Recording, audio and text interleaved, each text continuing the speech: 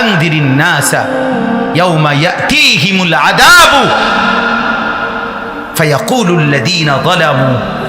আল্লাহ তাআলা নবীকে বলেন, বন্ধু আমার এই বান্দাগুলোকে, এই লোকগুলোকে আপনি ভয় দেখান। ইয়াউমা ইয়াতিহিমুল আযাব, সেই দিনের ভয় দেখান যেদিন হাসরের ময়দানের, যেদিন নিশ্চিত আমার আযাব আসবে। আজ আমি ছেড়ে দিছি, আজ আমি দয়া করছি, আজ আমি এত নাফরমানি সয়ে নিছি, কিন্তু আমি হাসরের ময়দানে বন্ধু ছাড়বো না, আমি আখিরাতের ময়দানে ছাড়বো না বন্ধু বললাম। আপনি বলেন, বুঝাইয়া বলেন, আপনি বুঝাইয়া বলেন, আপনি ভয় দেখান। এরে আল্লাহর বান্দা, হাসরের ময়দানে আল্লাহ ছাড়বে না বন্ধু। তোর প্রতিটা মিথ্যার শাস্তি আল্লাহ দিবে, তোর প্রতিটা জিনা ব্যভিচারের শাস্তি আল্লাহ দিবে। ওই মা, তোর প্রত্যেকটা নাফরমানির শাস্তি আল্লাহ দিবে। আল্লাহ বলেন ফায়াকুলুল লাযীনা যালামু, তখন নাফরমান পাপী বলবে রব্বানা আখিরনা ইলা আজালিন করিব, আল্লাহ একটু দুনিয়ায় ফেরত যেতে দেন, সময় দেন।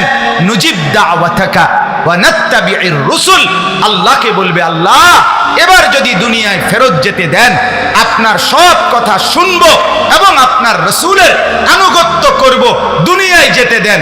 আল্লাহ বলেন আওয়ালাম তাকুনু আকসামতুম মিন ক্বাবলু মা কানা মিন যাওয়াল, ইতিপূর্বে তো তুমি বড়াই করতা, কসম করতা, বলতা যে দুনিয়া থেকে যাবা না, সম্পদ শেষ হবে না, ক্ষমতা শেষ হবে না।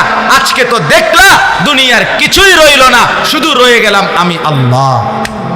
অতএব দয়া করে আমার বাপ, আমার ভাই, আমার বন্ধু প্রত্যেকের কাছে অনুরোধ, আখেরি অনুরোধ, আমিও তুমিও সবাই মিলে আমরা বদলে যাই।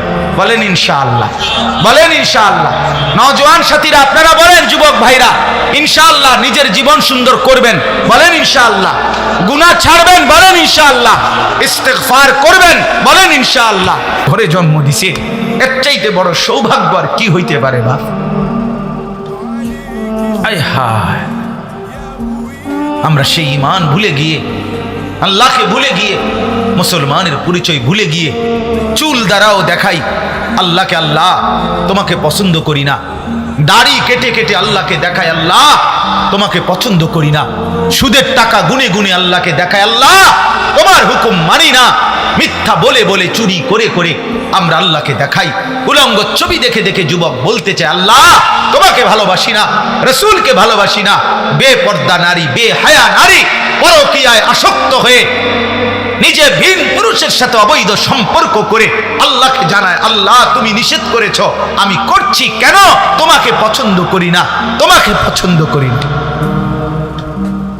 আল্লাহ তাআলা যেন তখন বলে হায় বান্দা, তাইলে কেন দিলাম তোরে ইমানদারের ঘরে জন্ম? হায় বান্দা, তোরে কেন ইমানদারের ঘরে দিলাম?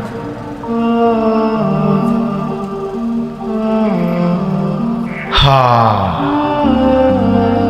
আল্লাহ আমাদেরকে মাফ করে দেন।